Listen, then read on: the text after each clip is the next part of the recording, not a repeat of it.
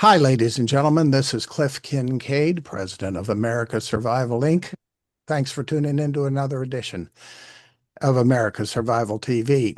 We're going to be getting into the topic of America's Ayatollah, potentially the New York City Democrat mayoral candidate, Zohran Mamdani, and his very close ties to the Ayatollah of Iran, and look into the implications of that in terms of what's happened to the Democratic Party, what's happened to our internal security. I just wrote a column. I'm going to be following up with another one about why we're not getting any action from the Justice Department or the FBI about this character in New York, who's clearly an unregistered agent of Iran. And meanwhile, because of his DSA, Democratic Socialists of America connection, a proven vehicle for communist espionage, he ought to be arrested and detained and interrogated under the Communist Control Act, a federal law still on the books. But our FBI and the Justice Department seem to be very slow on these internal security problems, as we saw just last night in Washington, D.C., when President Trump and his Secretary of War, that's the new term, the Vice President, and others were dining at a place, a fancy restaurant called Joe's Seafood in the nation's capital. It's a great restaurant. I've been there many times, not over the last several years because of the crime problem. But what's significant about it, and I know Trump was trying to make a statement about how crime is down and people are out and about and they're going to restaurants, they're going to the monuments, they can be safe and secure. But voila, what happens? Trump's about ready to sit down to have a dinner with his top aides, and these Marxists from Code Pink had somehow infiltrated the restaurant, got into the gathering, and started yelling and screaming. Who knows what could have happened if they had been armed, if they had had weapons? Why aren't heads rolling? What's happened to the FBI? What's happened to the Justice Department, the Secret Service? How could this have happened?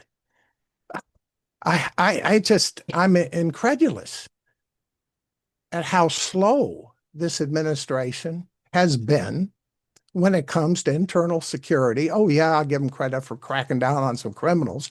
But what about the communists, the Islamists in our midst? I've covered their demonstrations. I sent a letter to Kash Patel earlier this year, April 1st, after I had covered a communist so-called Palestinian gathering in Washington, D.C., at which Code Pink, the group that disrupted the dinner last night, was a prominent member. And I said, why aren't you covering these people? They're clearly a threat to the United States, just as Zohran Mamdani is a threat not only to New York City, but the United States as a whole. We'll get into that in a minute. My guest, though, is somebody who's written about these topics for years. I've always admired him and his work. And finally, we're getting a chance to talk to him. He's now the CEO of the David Horowitz Freedom Center, Daniel Greenfield, who also writes for frontpagemag.com. I knew David Horowitz. I'd been on a conference with him. He was a red diaper baby who turned his back on the communist menace to America and then became somebody who exposed it and did great work, great books. And it's sad to say he passed away earlier this year. Daniel Greenfield, thanks for coming on the show with me. Thank you. It's a pleasure. I've always actually wanted to have this conversation with you, and I'm glad we're having it now. And Daniel, I think the communists, the Islamists are winning. And they had a chance last night to kill the president of the United States and some of his top cabinet members. I sincerely doubt whether these members of Code Pink, and I know they claim to be peaceful, I doubt whether they went through metal detectors. They got a news release out talking about how they got this last-minute reservation. You undoubtedly understand these people. Do you think I'm exaggerating their threat? No, absolutely not. And this is an issue because Code Pink has been able to get into places they should not get into, including congressional hearings, including various events with major figures in our government, where you actually have to be able to get through security. And the reason they've been able to get through it is because they've gotten passes, they've gotten other assistance from people working on the inside. This has been a pattern that's been going on over and over again. The media, of course, does not cover it, but there's a severe dereliction of duty, and our people who actually should be looking at this should be trying to understand how are these people getting through, who are their allies, and how is this happening? And I need to emphasize that Code Pink is not just some sort of radical protest group. It used to be more of a just radical leftist protest group back during the Iraq War era. Since then, Jody Evans, who is the founder and the head of the group, married a guy named Roy Singham. Roy Singham is the son of a Maoist professor. He himself was a Maoist millionaire who made a lot of money in the United States. Then he moved to China. His base of operations currently is in China. They've actually covered this in some detail. I know his headquarters has quotes from Z. It has Communist Party slogans on there. It's in red. It talks about the lights of progress coming from the east to the west. So there's absolutely zero doubt, absolutely whatsoever, what the agenda here is. This is an actual 100% communist organization, to the point that the New York Times wrote about how this is now a communist operation.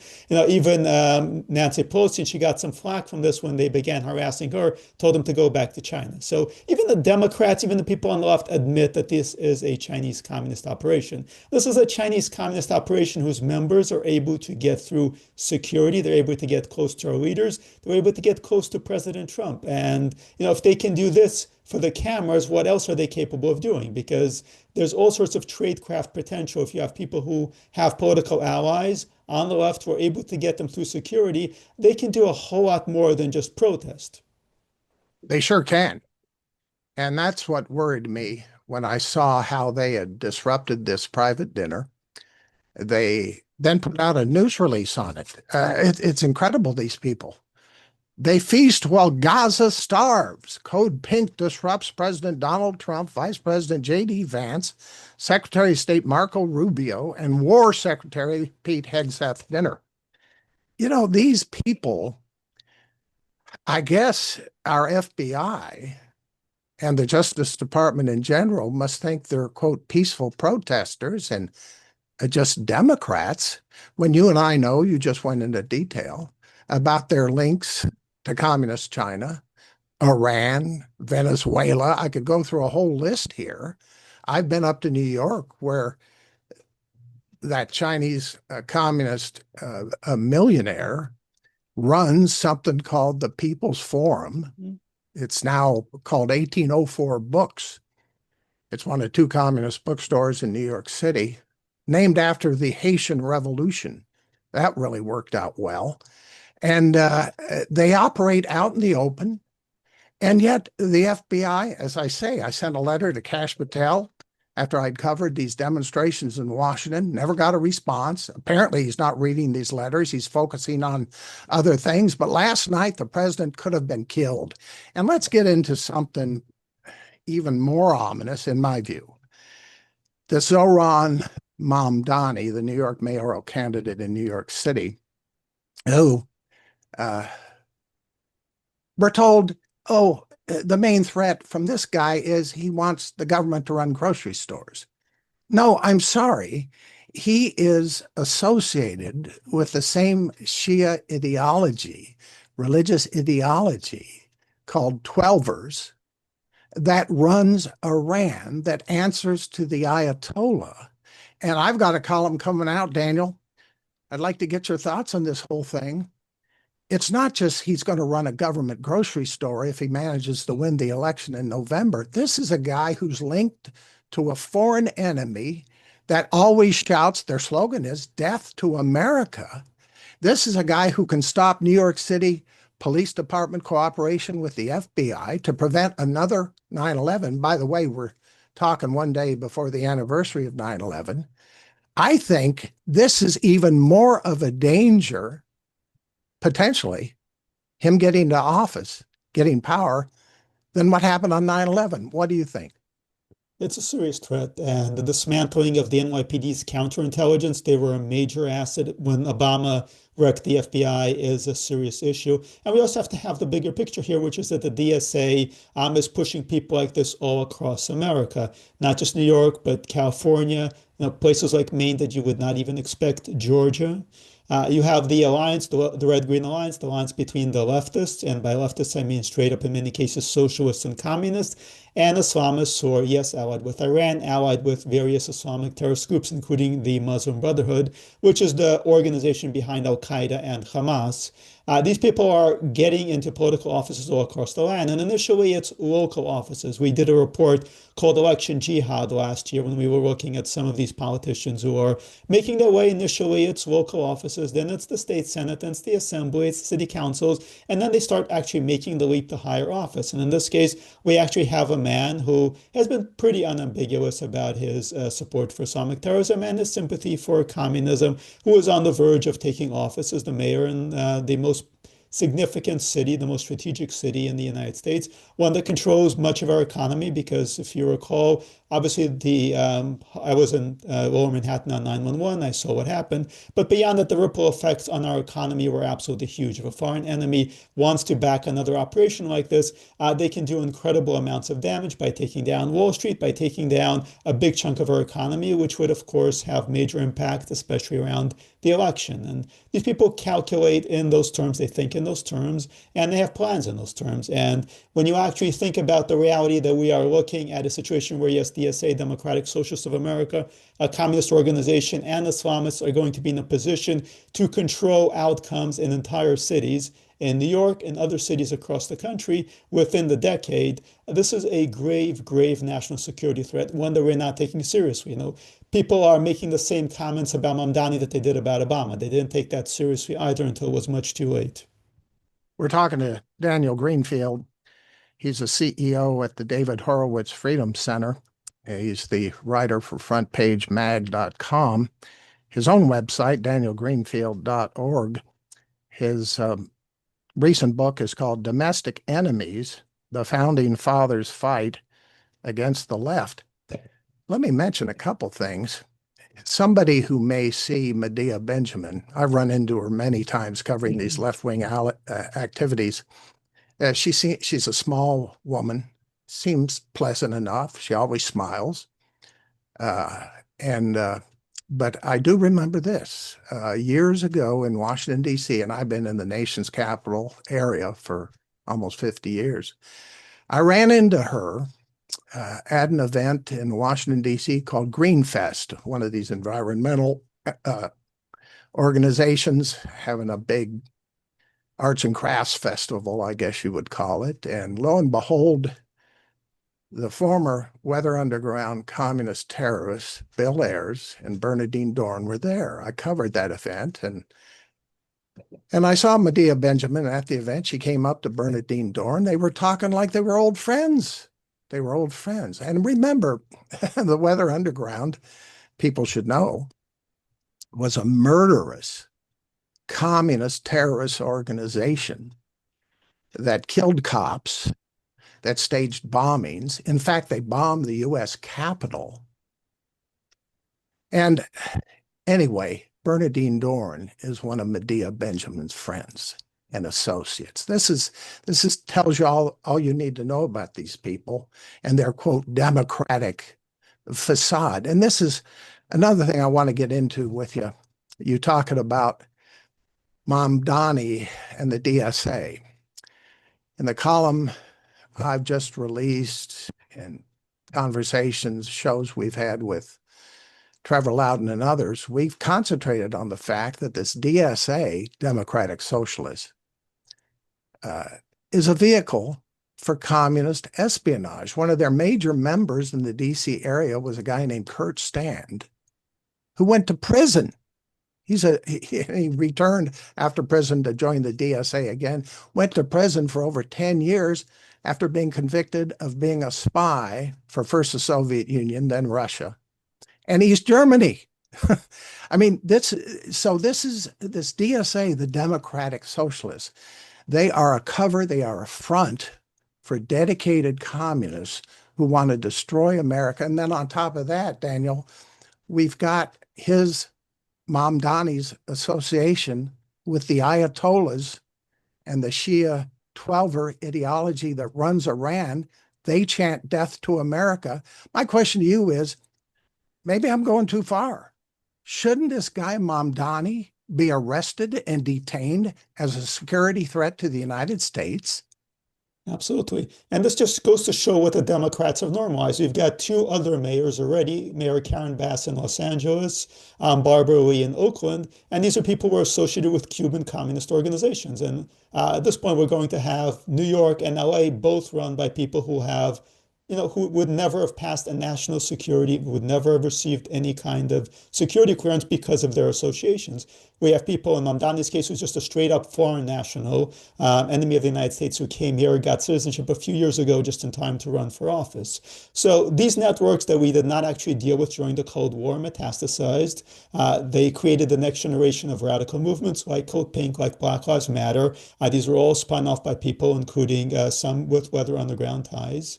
And now they're actually moving into the third generation of this, which is what Mamdani represents.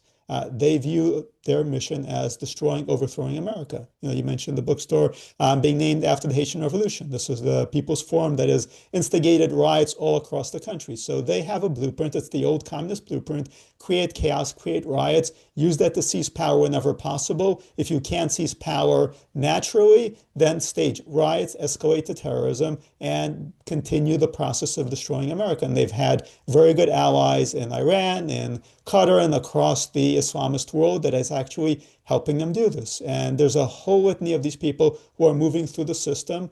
They've actually been put into major positions in the federal government, as we've seen, and they're rising to power across the states. And we need to break up these networks. We need to do it urgently. This is something we should have done after 9/11. It's something we should have done in the 70s. We have yet to actually be serious about it. And if we don't, we are actually going to be looking at a civil war. Let's get serious about President Trump for a moment.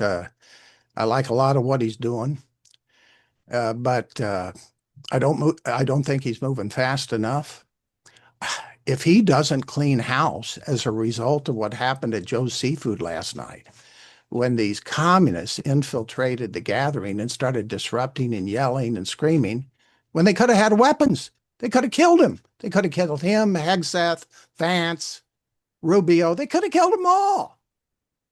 If he doesn't clean house, if he doesn't get to the bottom of what happened and get on the phone to Kash Patel, I'm going to give up any hope at all. Now, another problem I've seen, I want to get your thoughts on this, Daniel Greenfield, the frontpagemag.com, is Trump's reaction to Israel bombing these Hamas terrorists in Qatar.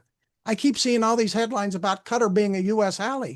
Qatar's the sponsor of Al Jazeera, for crying out loud. That was the vehicle for Al Qaeda. It was the mouthpiece for Hamas. I know we have a base in Qatar, but do you consider them our friends?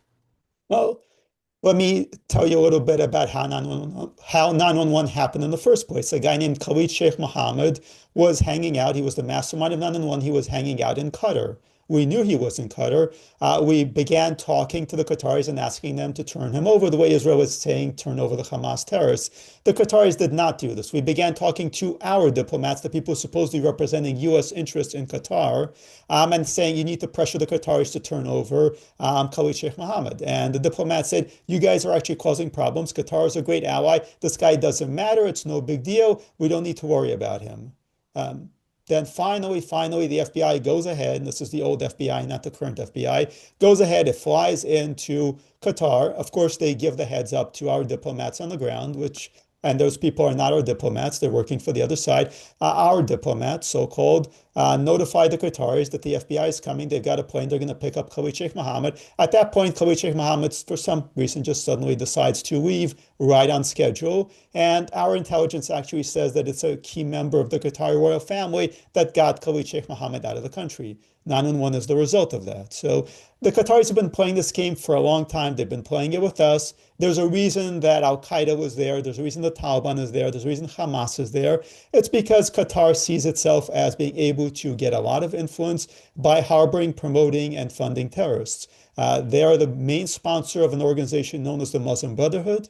And the Muslim Brotherhood is the organization behind Al Qaeda, behind Hamas, behind pretty much a lot of the jihadist organizations around, but also a lot of the Islamists in our own country. Qatar has been funding that. They've been funding a lot of the mosques. They've been funding organizations that are actually there to influence our politicians, including political action committees run by Islamists. So you know, when you understand where somebody like Mamdani is coming from, he was in part backed by a lot of money coming out of Islamist groups, including the Center for American Islamic Relations, which is a Muslim Brotherhood operation. So Yeah, this is that's a the problem. same group, the Council on American Islamic Relations, who put me on a list of prominent Islamophobes. It's a And good then list. the Southern Poverty Law Center went after me as some conspiracy propagandist. Then under Biden, they completely shut down our organization. You may not know the story here, but we once had, Daniel, 500 great videos on YouTube. And then immediately we got 1, 2, 3 strikes, you're out. Sorry. Mhm. Yeah. And they closed us down. We were defunded. We're back now on Rumble. But justice still needs to be done. This isn't about me. This is about America. This is one day before 9/11. You just brought that up. They got Khalid Sheikh Mohammed finally, but the guy's still alive down at Gitmo. Yeah. I mean, justice hasn't even been served to that guy. Why, what's the hold up there? Well, you know, they've been having these hearings down at Gitmo. I was invited to one through uh, a remote viewing at the NSA just down the road from where I live, where, you know, he's got these lawyers who are fighting him, fighting the death. He's been there for 20 years. Yeah. Crazy, isn't it?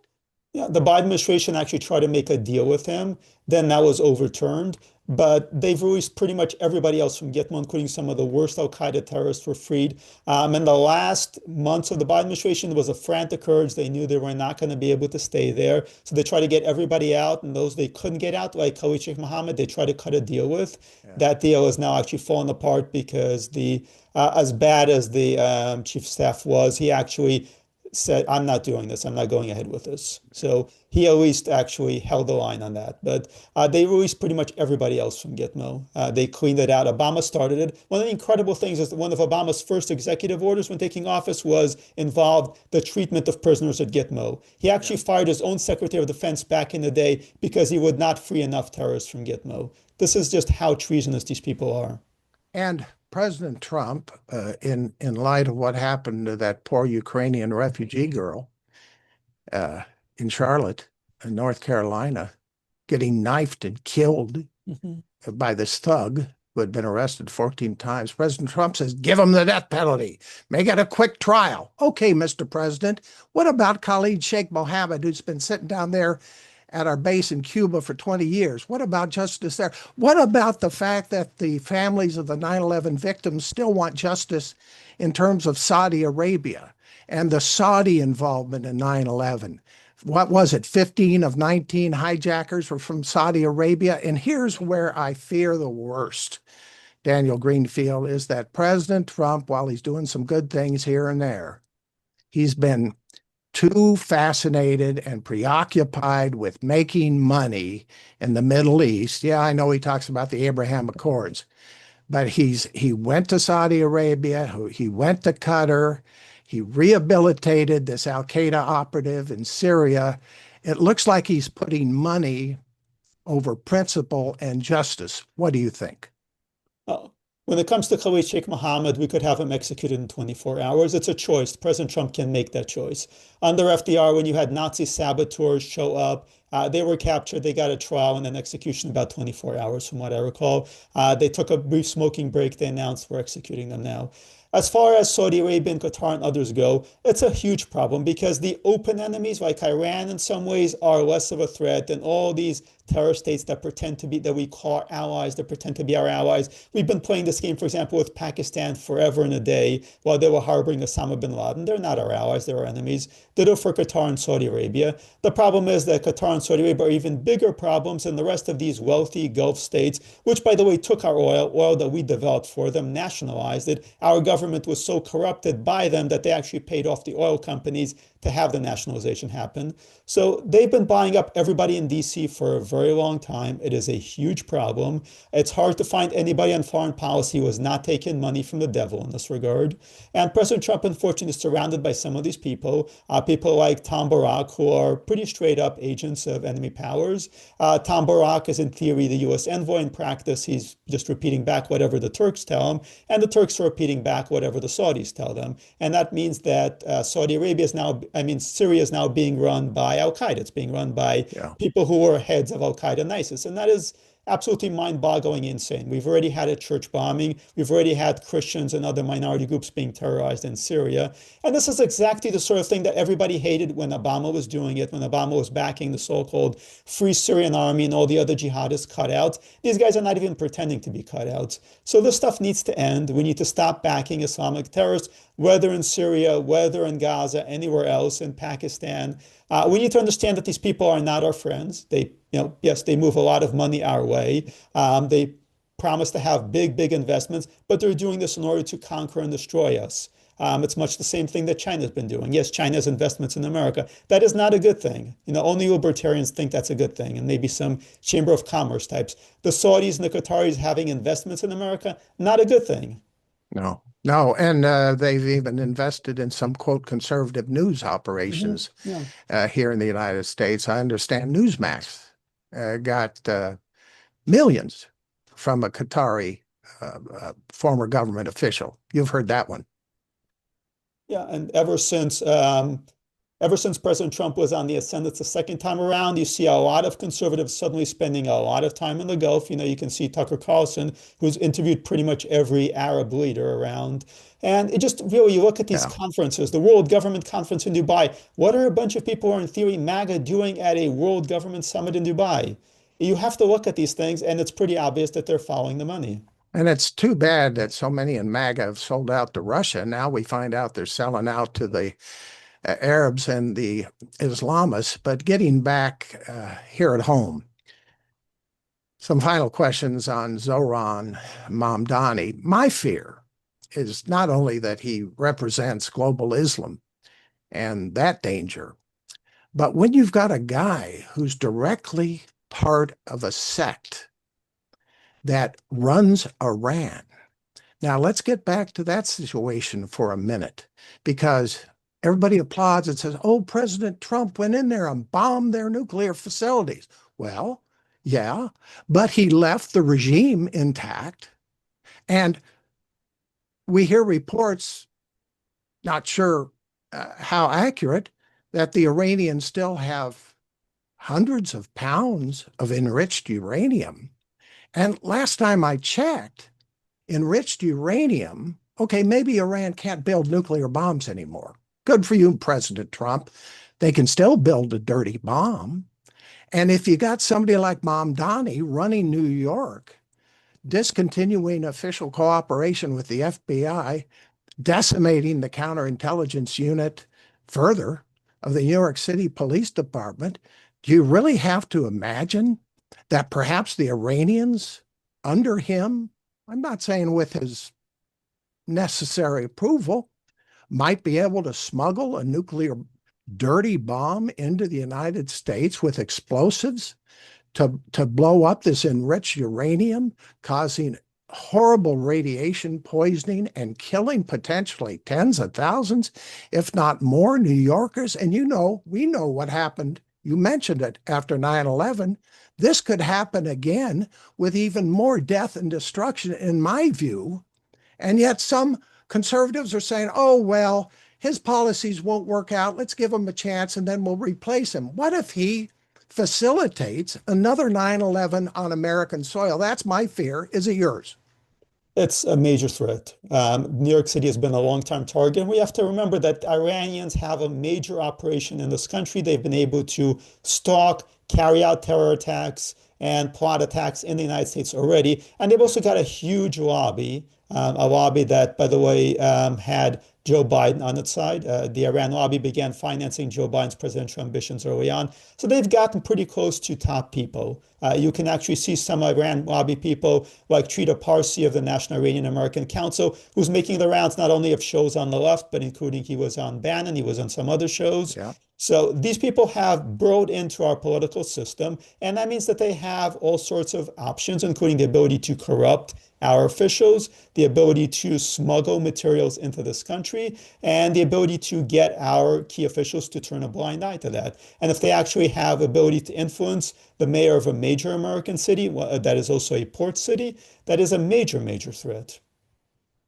Ladies and gentlemen, these are serious times, and let's don't pretend that we're winning this worldwide war. Our enemies are on the attack, not only from without, but from within. Tell us about your most recent book, Domestic Enemies, The Founding Fathers' Fight Against the Left. Oh, it's the story of the left in America, which didn't begin in the counterculture era. It didn't even begin in the 1920s. It was there from the very beginning. It was the people who wanted to bring off a French Revolution in America to chop off heads, including George Washington's, by the way. George Washington, incidentally, is the only sitting commander-in-chief who actually commands troops in the field when fighting a leftist incursion. So the founding fathers were dealing with this so long, and Domestic Enemies tells that story, the fight for the Constitution, the fight against actually having leftists take over entire states, and how the left developed its program of controlling schools, controlling the media, and controlling our political system from the very beginning. I'm so glad, Daniel, to hear you say that. I'm going to order a couple copies of that book today.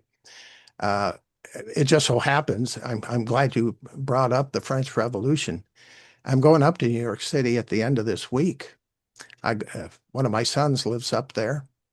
I go there regularly to monitor and cover left-wing activities. One of the things I'm going to do this weekend, on Saturday, there's a big conference. I've already signed up. I guess they could try to keep me out. I've paid the $75 fee. It's a conference of something called Jacobin. Jacobin. This is it's their 15th anniversary. This is a new, relatively new Marxist publication. But as you know, and they're, of course, they're backing Mamdani, we know that, but they're named after, as you just alluded to, the Jacobins in the French Revolution who popularized, if you can call it that, the guillotine, chopping off heads. They were behind the reign of terror in France. And this is what they openly say, we're Jacobins. Well, what does that tell us about what they want to do to us? When you remember these guys with the guillotines in President Trump's first term showing up at rallies, they mean this literally. Yeah, yeah. This is right out in our face. They're telling us what they're going to do to us. And they're on the verge of taking New York City. Daniel Greenfield, thanks so much for being with us today. Again, you're the CEO of the David Horowitz Freedom Center. You're with and write for great columns, frontpagemag.com, your own personal website, danielgreenfield.org. Good luck to you. Thank you. Ladies and gentlemen, thank you for tuning in to another edition of America's Survival TV.